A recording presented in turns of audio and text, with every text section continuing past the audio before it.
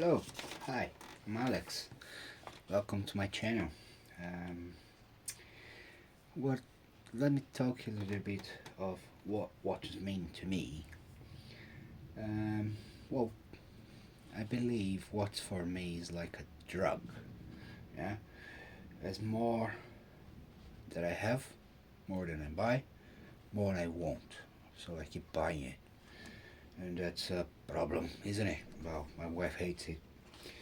Anyway, um, my goal for this channel and my personal goal is to achieve 366 watches, which means I will be wearing one different watch per day of the year. So as you can see, I have 4 watches here. These watches, I posted shorts of them. So the plan is to post shorts for a week of each watch and take one video and talk a little bit about each of them. I'm not a watch connoisseur, au contraire, I know nothing. I'm still learning, and of course I'm gonna talk a little bit, and if you know a little bit more and you want to leave a comment, it would be much appreciated, because I want to learn more about each watch that I wear. And what to look, I would love to hear more from you actually. So let's see, where do we start?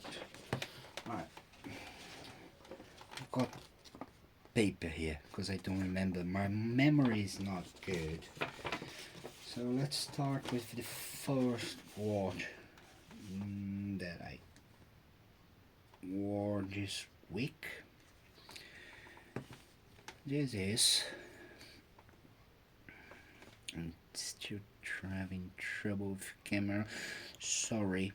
I chose the worst place ever, I believe, to make a video. I'm in my garage bar and the light is not great, but I'm getting there. Be patient with me. So this is a Rakita. It's a Russian watch. As you can see here, the dial of this watch, I don't know you, but I love it. Yeah, it's just beautiful. The color they use, the blue, silvery, just anchoring here, this reddish, and actually this bezel, it does moves, as you can see. If I move this, you're gonna be able to see the bezel moving. Yeah, I don't know what it is for. If you know, please tell me, but I love this thing. It's quite nice. So let me talk a little bit about this watch while you stare at it. Right, so Rakita actually, apparently, means rocket in Russian. This model is kind of a polar navy watch. In the back it shows a number 754111 that I have no clue what it means. Anyway, I found on the internet the movement appears to be SU2623H. Has 19 zeros and possibly made between the 70s and 80s, something like that. It's a mechanical, which means you have to hand wind the movement.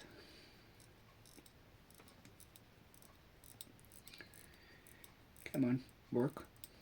Here we go.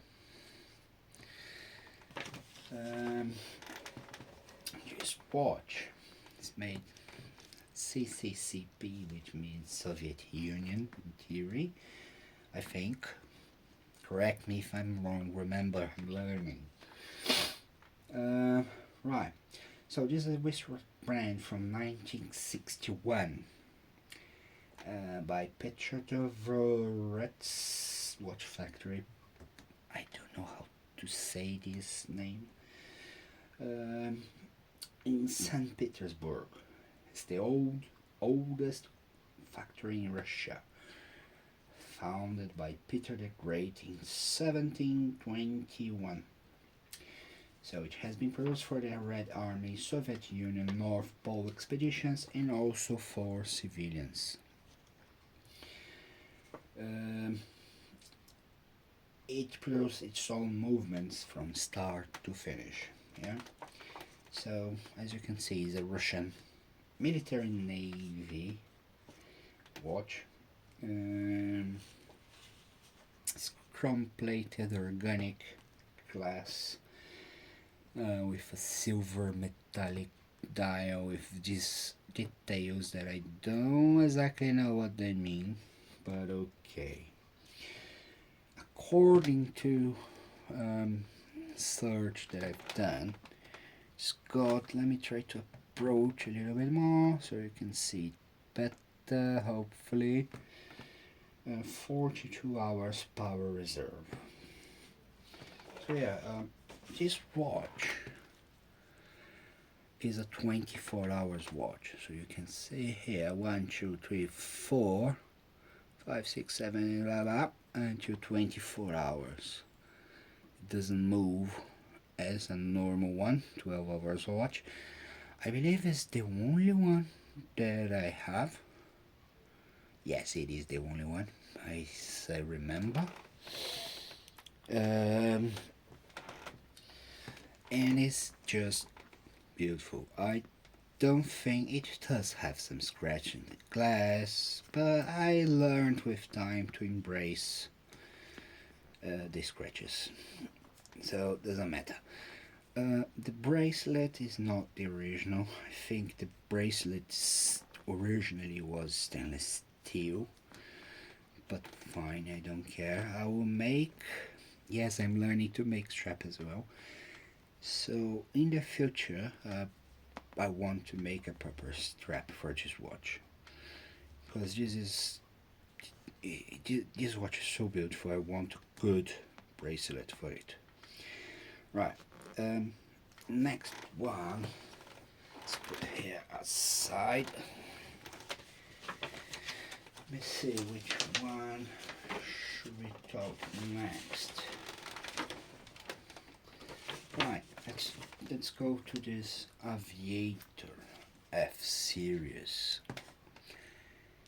It has a beautiful dial as well. I love this watch, the chronograph. This is an Aviator F-Series, a pilot watch. I'm still learning these kind of things as well. Dressing watch, pilot watch, this is way too much, but that's fine. It's always stainless steel. It has in the back written AVW7776 I think.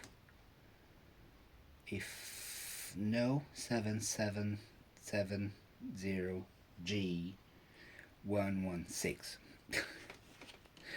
I wrote the thing and I can't even understand my own writing. Great. It's water resistant, 10 meters, 10 ATM. Yeah, I think it's a quartz movement, fixed bezel, mineral glass. So it's made in R&D facility Swiss Jura Airport. Since the 2000 it exists this company called Aviator. Right. What can I say about this watch? This strap, I like this strap. It's quite alright. It looks fine. but it's not like how can I say, refined. I love, the dial. I can see it's a square thing in the background of it. I don't know what means all of this. There's date in here, there is timer, these kind of things. But that's fine, because even though I don't understand most of the things, and I can't know everything because it's way too many watches to care for and to remember everything. Remember, my memory is bad. But the watch is beautiful. I like it. I really do. And I remember when I started buying watches, I always wanted an aviator. But they were all way too expensive for me. And just one, even not just one, or not only just one, but all four of them here I acquired in an auction room. So that's the inexpensive way for me to acquire a watch that I like and do not pay an exorbitant price. I don't mind being used at all. People complain about it. No, but you should buy a new watch. Nah, I don't care. I embrace the scratches on everything that people already done. Why? Well, the first time I bought a new watch, I'm kind of not careful with things. I scratched the glass. Oh, I felt so bad. But you know what? Now I'm learning to just accept. There's not much you can do. If you try to care too much, you're never gonna wear the bloody thing. So what's the point? Anyway, let me have a quick drink because my mouth is starting to get dry.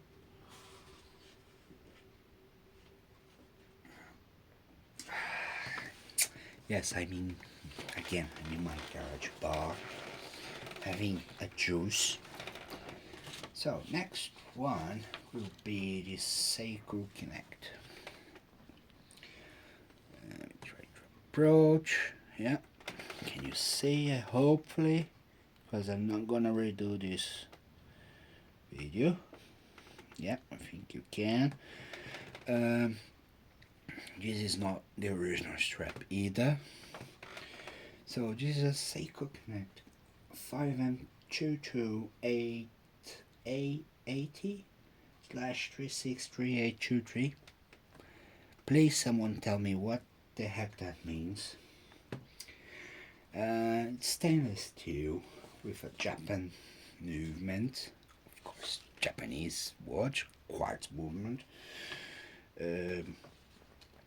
Probably from the 90s, and in my research, not exactly sure. Anyway, this Seiko company,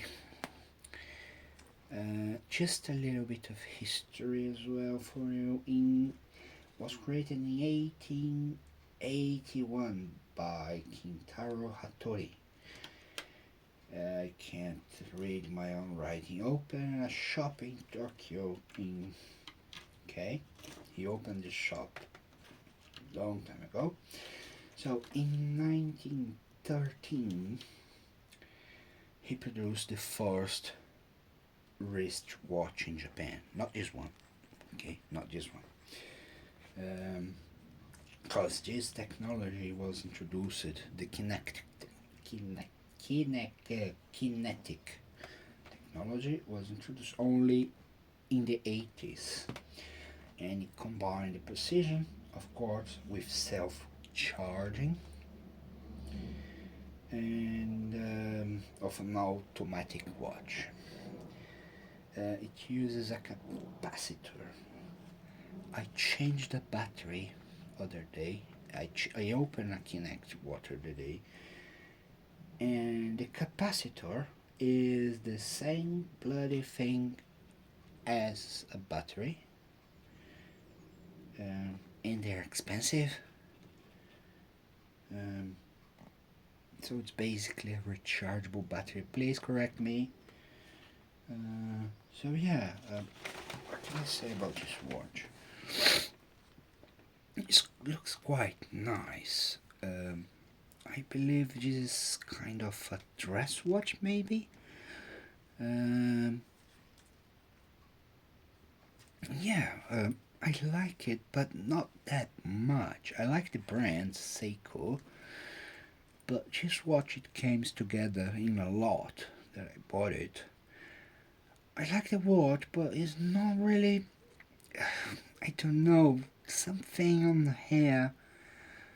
It doesn't match with this watch. This gold tone with this stainless steel. I'm not really a fan of it. I'm not sure if they changed it, if it was meant to be all gold and someone changed the casing, which seems that they did, because I don't know, it doesn't match for me. It's not, I like it, but it's not a watch that I would say I would keep in my collection forever. Anyway, let's go for the last one. And our last one is this Ingersoll. Hopefully you can see it. Yes, I think you can. Yeah, the lighting is terrible. I need to learn these lighting things. Sorry about that, but I will learn. I'll get better. Okay. Yeah, here we go. I think. So this Ingersoll is shock resistant, Swiss made. There is inscription 6201. I still don't know what that means. I will research a little bit more. It's manual wind. You know what calls my attention this watch is this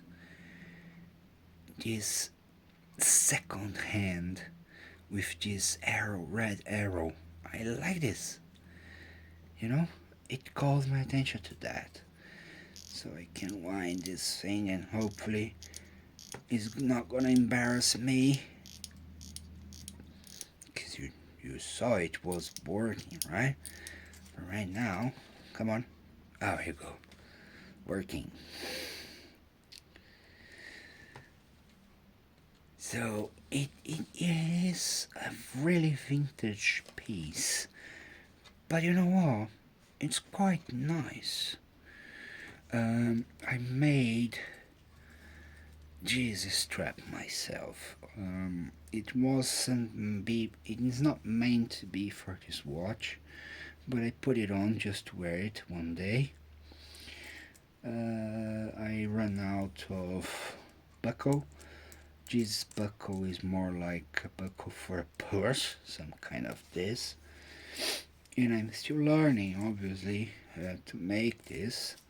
It's completely handmade, this strap.